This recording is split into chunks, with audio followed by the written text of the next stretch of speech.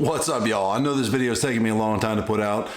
I'm just lack of motivation, to be totally honest with you. I don't know. I've been having this video half edited for a month and a half now, and I'm finally getting it done, so I apologize it's taking me so long. I'm gonna let this one just kind of speak for itself. I'm not gonna do a whole lot of talking. It's a long video. Most of y'all aren't gonna make it to the end. I know that. This video is basically gonna be for folks that draw an elk tag in the future. I drew a bull elk tag in 22. You may be watching this in 2027, maybe watching it in 2036. I don't know, but this is kind of just my experience to show folks what happens after you kill an elk. So everyone likes the kill shot, everyone likes the yeah, check them out. But this is kind of the stuff that may be boring to a lot of folks, but you know, some friends and family members, people that have drawn a tag in the past might find something in here that's like, yeah, we did that. That's cool. I remember that. So maybe it'll jog some memories for some people that have hunted elk in Pennsylvania. And maybe it will be just like a cool little bit of a guidebook for the folks that have recently drawn a tag and you're about to go on a PA elk hunt and you're not sure what to expect. I did decide to go with a guide.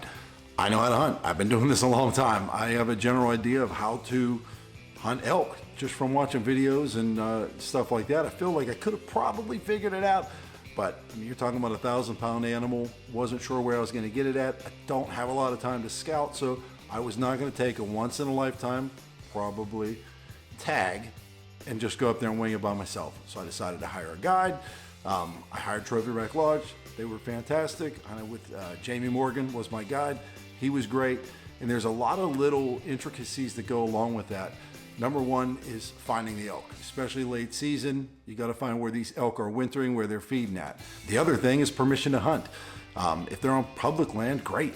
But if they're not, they're on private land, you've got to get permission. So you got to knock on some doors. Knocking on the door at 4 o'clock in the morning on the first day of late elk season or whatever the case may be is probably not the answer. So unless you have a substantial amount of time to dedicate to knocking on doors, getting access to certain land, which it's 50-50. Some people don't want the elk hunted, they don't want them shot. They got a big bull on their property and they like watching them. They're probably not gonna let you hunt there. So it's nice to go with a guy that has those pieces of property locked down for you already. Number three, got a 1,000-pound elk in the woods. How you gonna get it out? If you're on public land, you're down to a horse, packing it out, or just dragging it. And dragging a 200-pound deer is rough. Dragging 800-pound elk, that's no fun. So nice to have a guy that has access to some more folks in the area or knows how to get a hold of the guy with the horse that can come in and pull him out with a sled. So that's another serious benefit to having a guide. I was fortunate, killed my bull on private land, and the farmer was close enough across the field, came over with a skid steer. You'll see that here in a minute, but made life considerably easier. I heard the first shot and I'm thinking, okay. There was about, I don't know, 30 seconds or so. There's another, okay. And then another 30 seconds, there's a third. Come on, dude. I'm telling you what, that first shot, I shot a buck this year twice. First time I ever shot twice in my life. I get it. I mean, it's... And I said, I shot the first one, I thought he's gonna run right over here, fall over dead.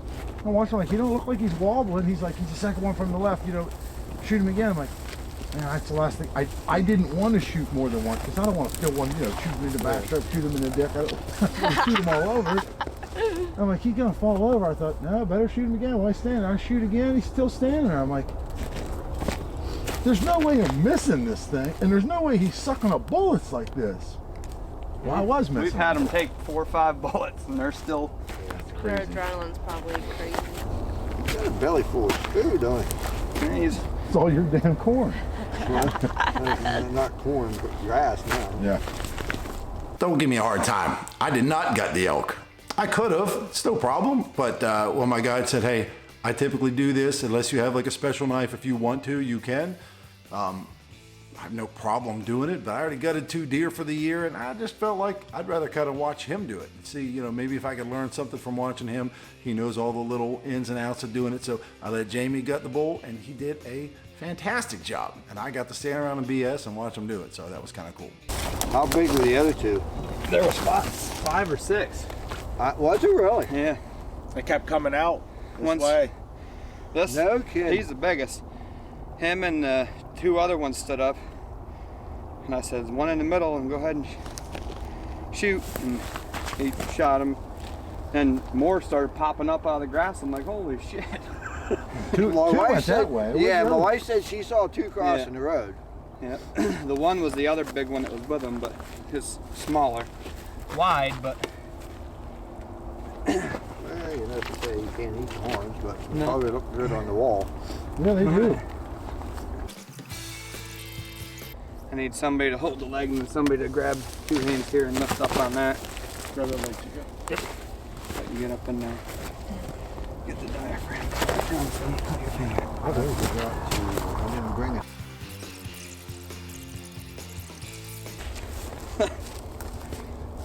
Oh, they already fixed it. Well, you hit him in the leg, one shot. Roll him that way a little bit.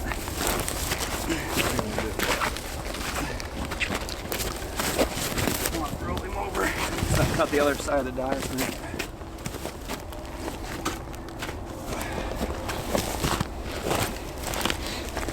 Same thing but on this side.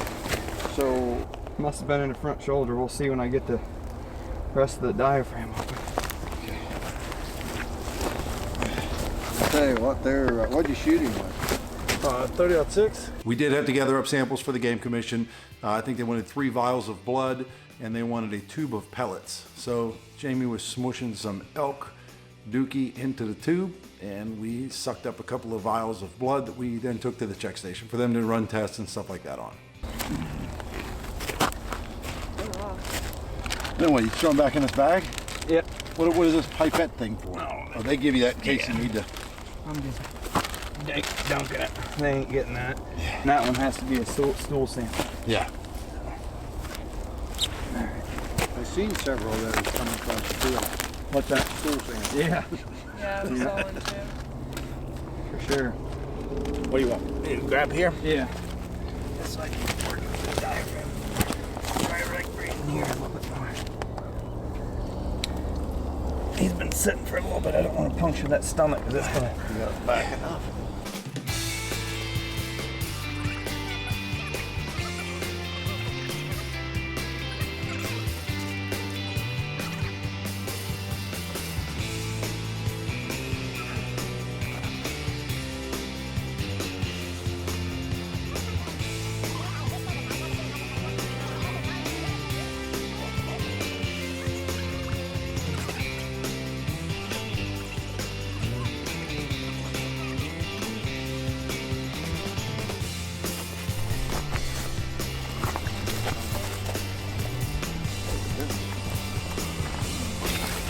boiler room.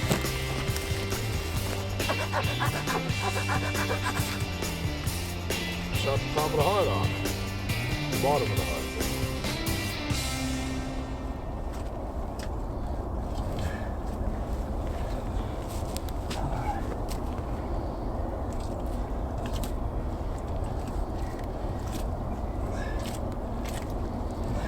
Tell you what, when you skin one of these, it's just hard on your knives. Yeah.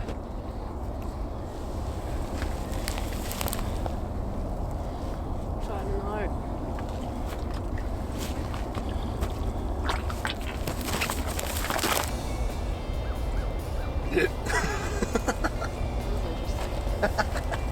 Usually they're harder than that.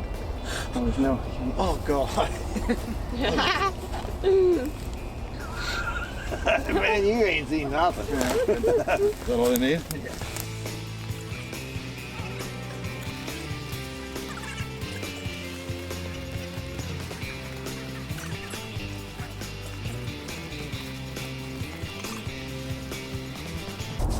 So I guess if I go like up to Montana or Wyoming or something, that's probably just about the same, huh? I wouldn't say so. It's not near as big either. No.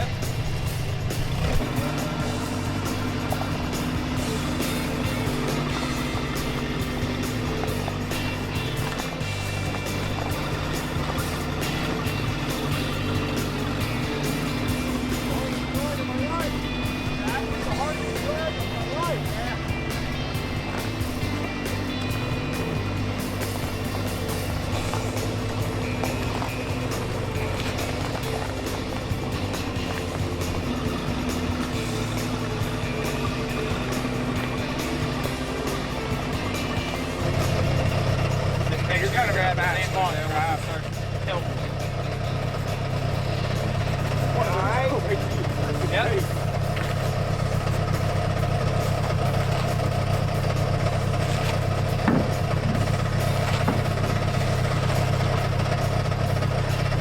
Didn't sink as much as I thought it was going to. Oh, it's got some weight to it. Good. Well, what somebody told me that they had applications from different countries. Yeah. The guy told me 3 different countries. You have to go over the knoll. That's what I was kind of worried about. I thought it was going to be a southeastern wind, which would have been good for that, but I guess it shifted. What I looked at on my weather map. Northwestern still, was it? Northwest wind? Yeah, it was actually going straight north by the time we got it started. Alright.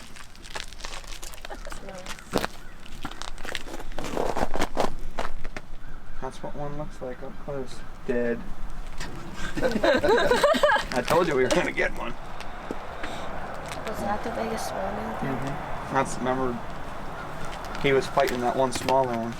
He was the one tangling last night. You know, I got guys that have talked about have gone on hunts in Montana and stuff, and then you draw a tag like this, and I have to, if I'm ever going to do that, I have to separate it. I can't think I'm going there to hunt the same thing I hunted here. Right. Because you'd just be disappointed in anything you'd look at. Right. You know, you just got to think that that's a totally different thing than what this is. Mm-hmm.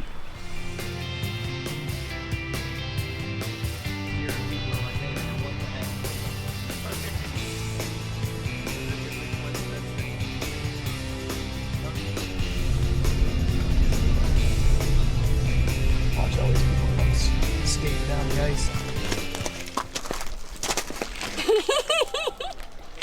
You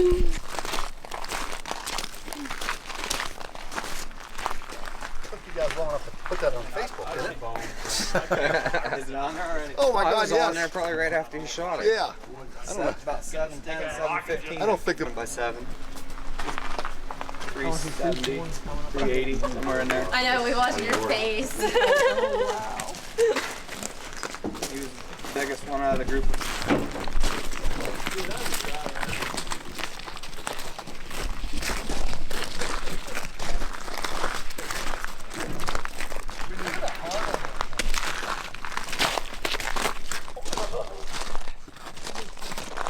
I think that got your heart rate up, Charlie.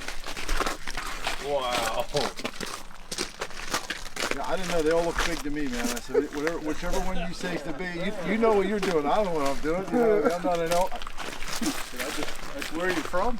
Johnstown. Okay, cool. Yeah. Just how many times did you draw or try to draw? I don't want to say. Oh, First time. one time. Second. Serious? That is? Second year, yeah. Yeah, You my serious? dad that got the cow, that was his first Yeah. time. I put in for cow or bull, any zone available, anything. I'd be happy to, to have the opportunity to come up and hunt one. And I was telling the wife the night before the drawing, I didn't know the drawing was that day. We were on our way to Ocean City. Oh. And the night before, while we were packing up, I go, I just feel like an asshole because I should have been putting in for stag for the last 15 years. Yeah. But to be totally honest, we just never had the money. Growing up, I'd buy my hunting license mid-October when I finally got $35 together. I could buy an archery tag and a hunting license. I never had the extra $20, and you got to buy your license in June, July to be able to enter. Yeah. I never did. Yep. And I said I should have been doing that for a long time, but maybe by the time I'm 60, I'll draw one. Yeah. You got a phone call the next day. I'm like, you have got to be shitting me. You feel bad because there's guys who've been entering for 20 years. Oh, that I've didn't been draw. entering since it started. Yeah, good job. That's a nice one. Oh, that. Wow. That's a lot of food. We don't have our cooler, but we have the balls on ice. Forgot our cooler. Okay.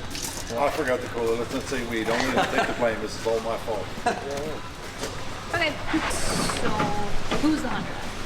You are. Okay, you have all of your stuff with you, the Samples. DNA samples, fecal matter. Heck yeah. And then Got crap in this pocket. Let's see. Blood is all in my pants.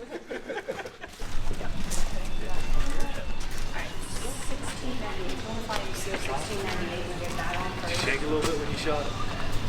Buddy, I don't remember. You don't remember? I don't know. I was probably shaking hands or.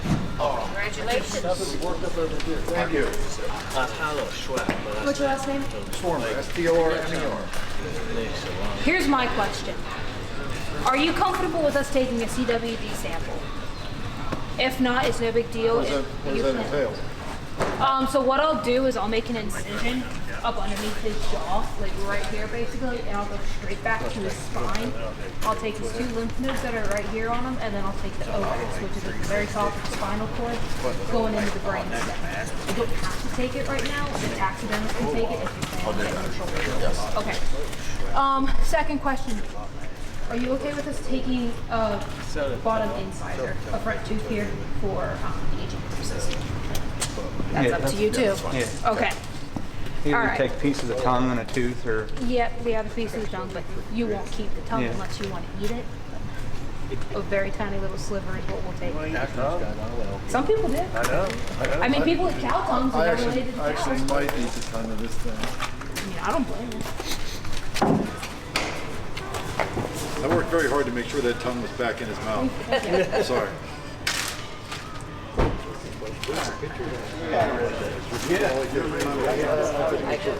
That's right.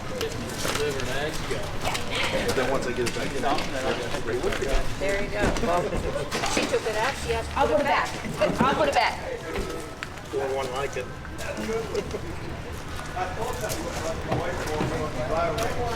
So now what will you do for the rest of the hunting season? You're done.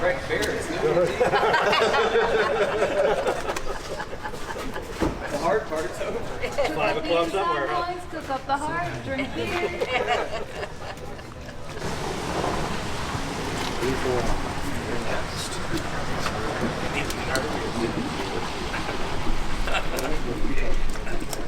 They also chop a piece of the elk's tongue off. I'm not sure why. If anybody knows the answer to that question, I'd love to know, but I have no idea why they do that. They did pull a tooth for aging. Not sure why they took a piece of the tongue, but that was part of the program. Nice. There we go. Apparently they make it too. Has anybody seen the club bowl? Club? We call them Puscott bowl. When it was up, I have the sheds off from last year, but nobody's seen him. He's not back in his home range. I didn't know if he died.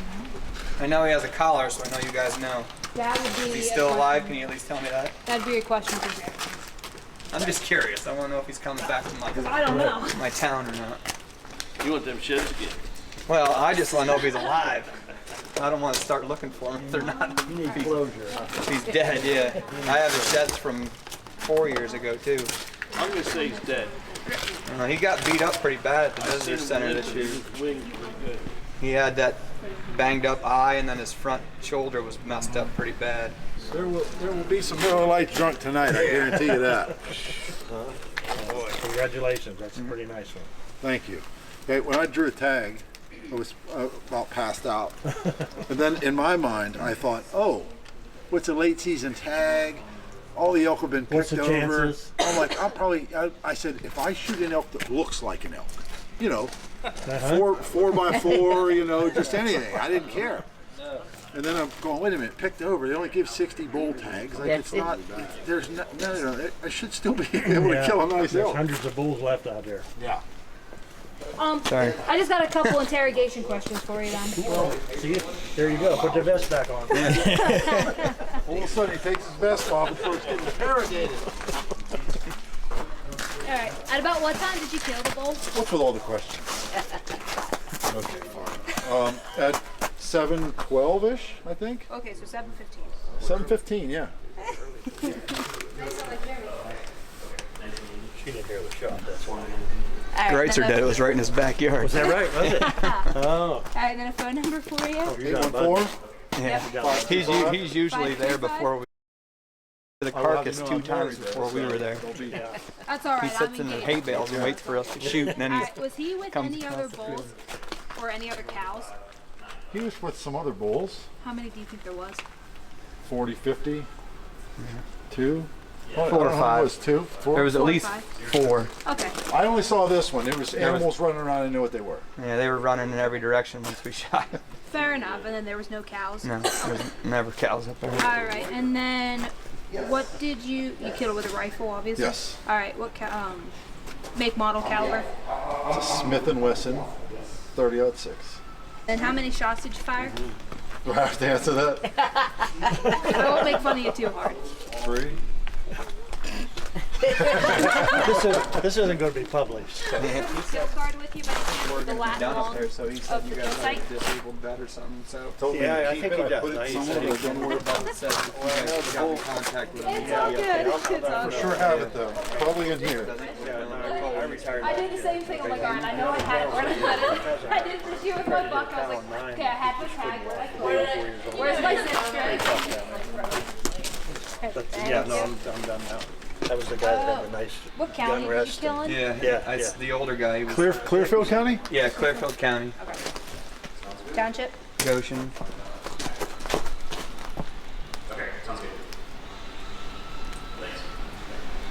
What zone is that? 1. All right, and then a kill site description. Greitzer's backyard. Yeah. You can put like Coons' Red Barn, behind Coons' Red Barn. COONS. Is that one count or what? Is it 7 by 7?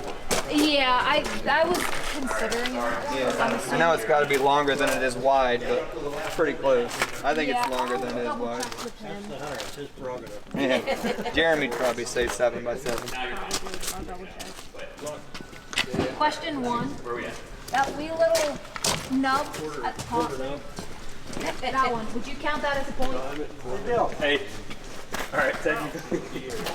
Got to be longer than it is wide, right? Longer than it is wide. I would say. And they measure the width at the Where it connects to the main beam. at the curvature. So like, what are we talking? This one or this one? That one. I mean, yeah, this is the hardest part. You would draw a line roughly through there. Okay.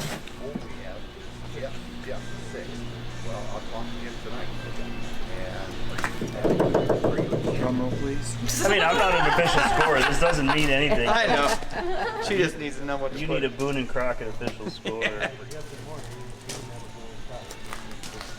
Hey, it's your story. Nobody's been arguing. I think it probably would count. That one probably would not. No, It's not an I inch, figured not but count that that one one. probably would. All right. Whose is this? Yours? Congratulations. Thank you. Nice bowl. Thank you. Beautiful bowl. And then, do we It have counts. What do you say it counts? 7 by 7. It sounds better on Facebook, right? Yes. It does. Nice and symmetrical. Do we have any? Hey, Mr. Stormer. Just the bottom. So I know this is large and bulky and annoying, but it's got a hidden bulkhead. So inside here is a letter for the texter, which basically the texters can open that up. Basically what it says is they will tape it out, take the images off, so you keep your mouse, and then the remainder of the head gets double bagged, plopped back in here, and that mailer gets slapped on there and UPS comes and grabs it. We still get our sample, we still get your mount. We just got to deal with this awkward thing. Yeah, the taxidermist that I'm taking it to did a bowl from last year. Okay, so he's familiar with it. Yep.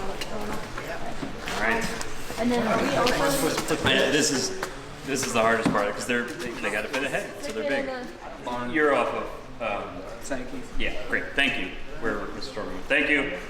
Mr. Sankey's not fond of alcohol. Here's one interesting thing actually. Is the penis still there?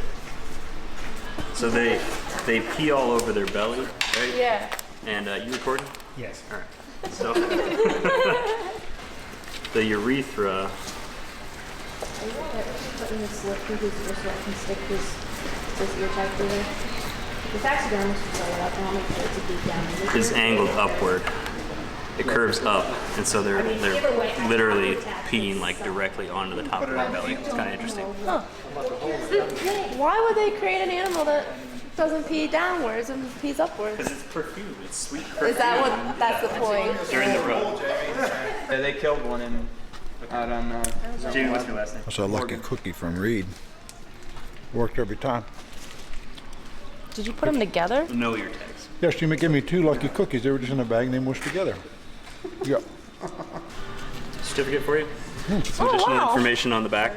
Awesome. You will get a post-hunt survey in the mail. I do actually read all of them, so if you take the time to fill that out, we'll send you the 2022 hunt patch and then a window sticker as well.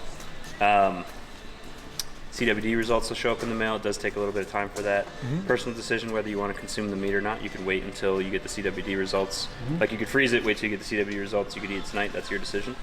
And the age, we ripped out a tooth for the age. The age you will get back in the mail as well. It takes forever. I tell people to just forget about it because it'll be like... Eventually one day I'll get a letter in the mail. Yeah, poof. Does it come from the game commission? Yeah, it'll come from us. But it'll be like June, July, somewhere there. Just forget about it and then it'll show up. And So you want me to call you every 2 or 3 weeks and that's where it's at? congratulations. So the check station in Benezette, I was the only bull checked that day. There was at least one other bull killed that day. He was in our camp, but the check station's only open until noon. A lot of people ask me what the weight was on my bull. I do not know that. The Game Commission does not own the crane that weighs bulls during the regular season. If you kill a Pennsylvania bull in archery season, they're not going to weigh it.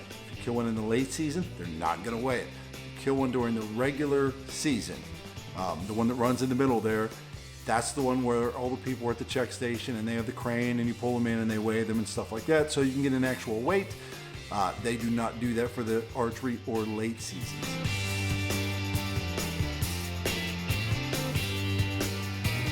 Congratulations. Thank you very much. Who's the lucky hunter? You. Yes, sir. Congrats. Thank you very much.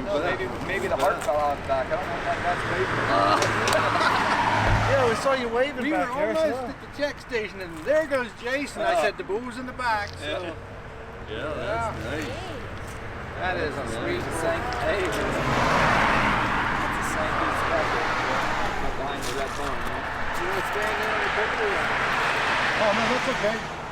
Yeah, I'll get in there. Why not? just fell out again. I know. Some of the kids that were Last one in a lifetime, man. Yeah, that's for sure, right? Where are you from? Johnstown. Okay. So the next stop was the Country Butcher. How you doing? Good, how are you? So far, so good, I think. Are you Amish too? Yeah. No, I don't really care. I'm not They're in Clearfield. They do a ton of elk. When I spoke with those guys, they said probably half of the elk in Pennsylvania that are killed, they do the processing work for. Took it in, made short work of it. Young man came out. We hoisted him up. He caped it out right there and took an order from me. What do you want? This, that, the other thing. I didn't know what to say, so I was kind of like, Okay. You know how you want to cut up? how I want it cut? Yeah, what you want out of it. I really don't know. I really don't. When I talked to Larry when I was up here before, he said something He about... told you chip steak. He did. Yep. Yep. He always says that. So we can do steaks out of the hindquarters. If you just want steaks, we can also do chip steaks like he said, or cube steak. I did want a hindquarter chip steak for Philly steak sandwiches or whatever else you'd use thinly sliced hindquarter for, but we've been using them for steak sandwiches and they've been fantastic. So that was a great recommendation by Larry and a great job by the Country Butcher, but did draw a little bit of a crowd. Somebody was dropping a whitetail off and they had some people with them, and next thing you know, I look and there's, I don't know, 10, 15 people standing around asking questions and checking the elk out. So that was a pretty cool experience, and I'm glad that those folks were able to stop in and check the elk out as well. Yes. Do you do a lot of these? Oh yeah.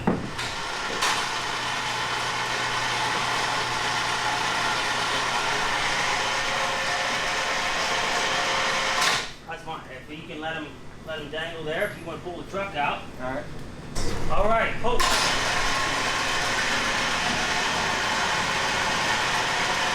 That's good. Hold him there.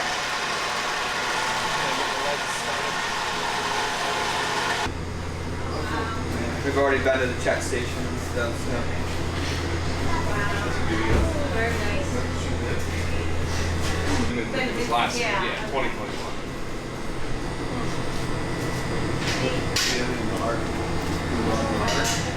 Yeah, the guys remember the heart?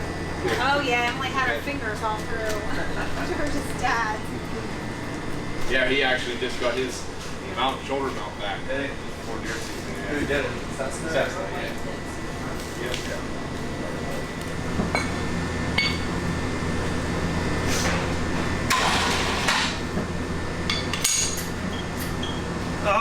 guys want to keep them antlers up off the ground?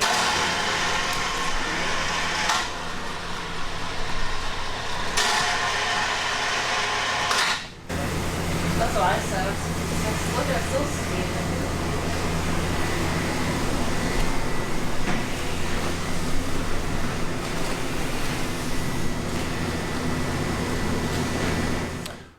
So then we get back to camp. The atmosphere was cool. Everybody was inside having lunch. They all came out to see it. Everybody's asking questions and taking pictures and walking around.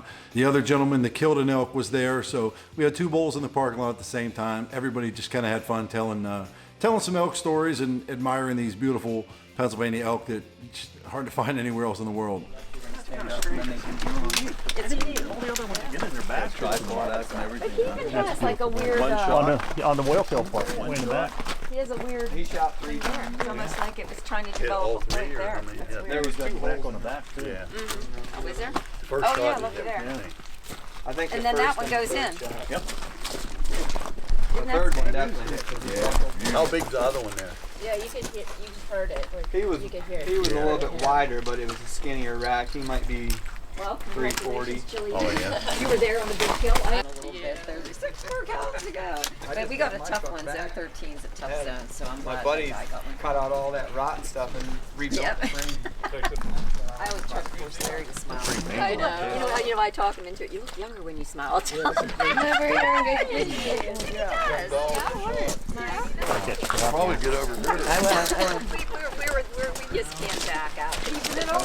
Wow. Any better?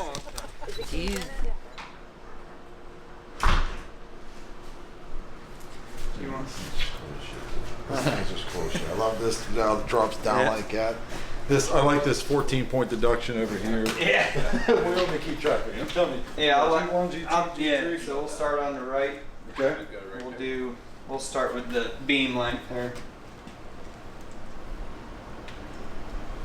That's a nice one. Yes. Thank you. Congratulations. Very, very, very fortunate. I had a good guide.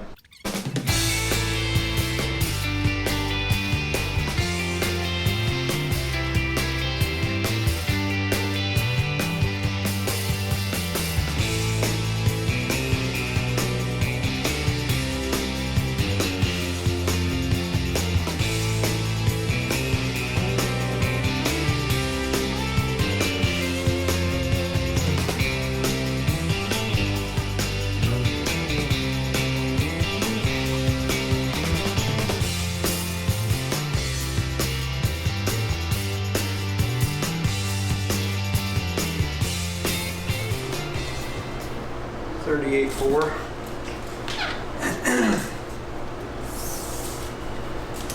Now add all those together, right? Yep. Simple enough. Outside and add one. The Bull Green scored at 382 6/8, I want to say.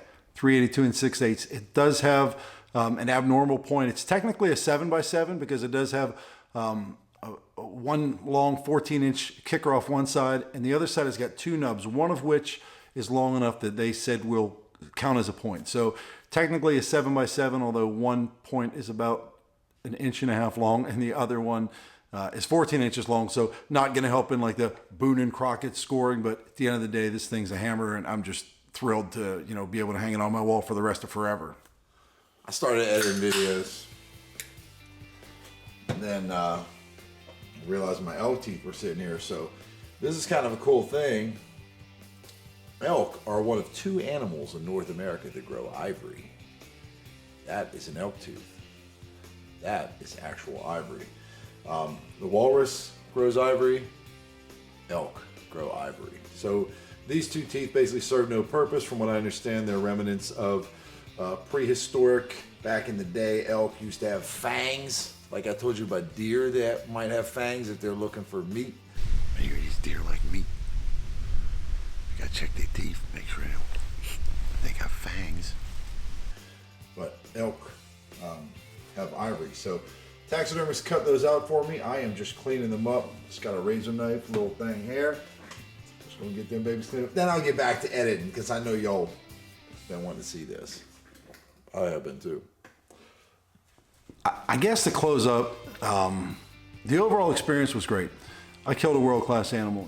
I'll never probably ever see another elk like that. other than in Pennsylvania.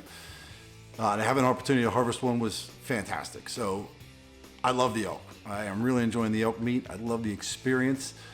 Is it an elk hunt? No. Can it be? Yes. There are different zones, different parts of Pennsylvania, different seasons. It is considerably different at different times. My elk hunt was nothing like you're gonna find out west, or, you know, if you're going on an elk hunt, it's probably not gonna be like what I did. That doesn't mean that it's easy.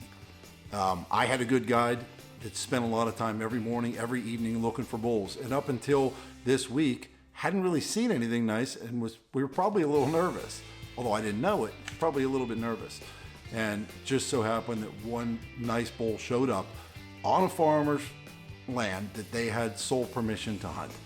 The guy checked it, my guy, Jamie, checked it every morning, every evening. That bull was in that field with 2 other bulls. And he said to me Friday, if that bull's still in that field, you're in for a quick hunt. It's not like a Western elk hunt, but it is a hunt. And most of the guys in camp killed on Monday or Tuesday. So guys didn't kill on the first day. It's not just walk out and blast one. Is it different? Yes. Is it still challenging? It can be. I would say that my experience was not challenging. There's guys that kill deer every year that it's not challenging. When Milo Hansen killed the world record whitetail, would you say that was not a challenging hunt? I mean, they knew there was a big buck there and they were doing deer drives, and he shot at it a bunch of times and eventually dropped it. So was Milo Hansen 8 miles back into a wilderness area, slept in a tent, climbed up a tree stand for 9 days in a row because he knew this buck was there and to walk by him? No. Does that take away from what he did? Of course not. It's just a different hunt, and it worked out differently. So I won't take anything away from Pennsylvania elk hunting. There's a lot of guys out there that have, that hunted and didn't kill anything at all. A lot of guys hunt 3, 4, 5 days, hunt hard, and don't kill the one they were after. One local guy that I know hunted up there. They were hunting for a different bull than he killed, and we thought for certain this big 7x7 or 8 or whatever it was. Thought for certain that's the bull he was going to kill. It didn't work out that way. It got foggy. It was a much bigger area, and they put some miles on and never found the biggest bull they were after. But he killed a hell of a bull, and congratulations to him. I mean, that was bigger than mine, but it just doesn't always go that way. It's not as easy as what a lot of people want to think that it is, but it's also not like going out to Colorado, buying an over-the-counter tag and sleeping in your truck and walking 40 miles a day. It's I don't know. It's a different experience. I will definitely put in again as soon as I'm able to in 5 years, and I'd recommend anybody do it. It's a once in a lifetime opportunity, but I will definitely put in again. I would absolutely love to do it again. If I could go back, I would not have shot that bull on Saturday. That's my only regret, is Saturday morning shooting that bull. I should have waited. If he sticks around for another 15, 20 minutes, now we got some good daylight video. And I could have experienced, watching that bull walk around the field, which I didn't get to do. If I didn't kill him Saturday night, I had Sunday to hang out and do some scouting, and going back Monday and Tuesday and Wednesday. Maybe I wouldn't have got one at all. Maybe I'd have killed that same bull 2 days later. But at the end of the day, I killed the bull when I did, and I am not mad about it. But if I had to be nitpicky and go back and do anything, I wouldn't have shot it on Saturday. So for overall cost, the chances themselves cost $30. I bought tickets for all 3 seasons. It's $10 a season to enter. So I entered all 3, the archery, the regular, and the late season. That was $10.50 or something. I don't know. It was $32 for the chances.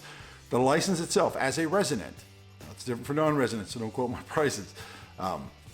As a resident, the license itself is $25. I paid $2,500 to Trophy Rack Lodge. I talked to 4 different outfitters. They're all priced about the same. $2,500 covers the lodge, so a room, a bed, a place to sleep, covers all your meals, breakfast, lunch, dinner, covers your guide, and the guide is there to gut the animal, to help you get the animal out of the woods, to locate an animal for you, to, what a guide does, help you range the animal, tell you, no, that's not the one you want to shoot, that one there, stuff like that. And I think having a guide is invaluable. I think it's very important. And even if I'd have driven up there by myself and scouted and did everything I was supposed to do, for me to go do it by myself, even to rent a hotel room, I'm into $400 or $500 for a hotel room. I'm probably going to pay somebody $400 or $500 to come in and help get the animal out for me. I'm probably going to pay another, you know, $300 or $400 in meals while I'm there for breakfast and lunch and dinner and whatever you got to do. Depends on how long you're there, but I mean, even doing it myself, I'd have been into it for $1,500. So for $2,500 and have, you know, the access to some of the properties that they have and have an actual guide with me, totally worth doing. I gave my guide what I feel like was probably a fair tip, but I've never gone on a big game hunt and I've never had a guide before. I've seen people saying that 20% of your lodge service or your outfitter is what you should tip your guide. Other people have said 10%. Other people said a few $100. I gave him, I think, $350. I wish I could have given him more, just didn't have it. Honestly, like December is a rough time in the car business.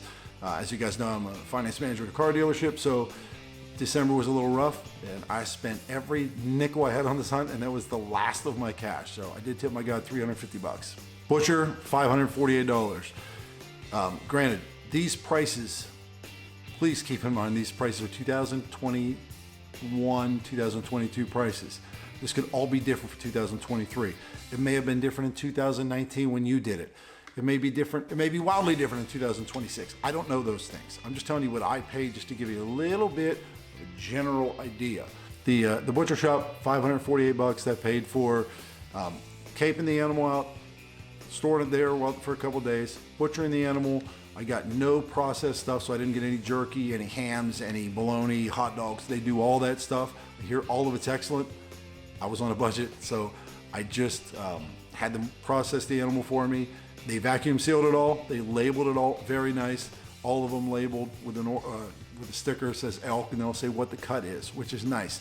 Filet or tip roast or burger or chip steak. It's all labeled very nicely, so it makes it easy when you're going through your freezer, because at the end of the day, I got 388 pounds of meat out of this animal. So that's a lot of meat. It's a lot in a freezer. Sometimes it's nice to just be able to read what you're pulling out, so to read it while you're pulling it out, so just easy to look in the freezer and see what you're looking for instead of trying to identify frozen blocks of meat. Taxidermy. To have this elk mounted, I'm paying a guy who I think does the best work.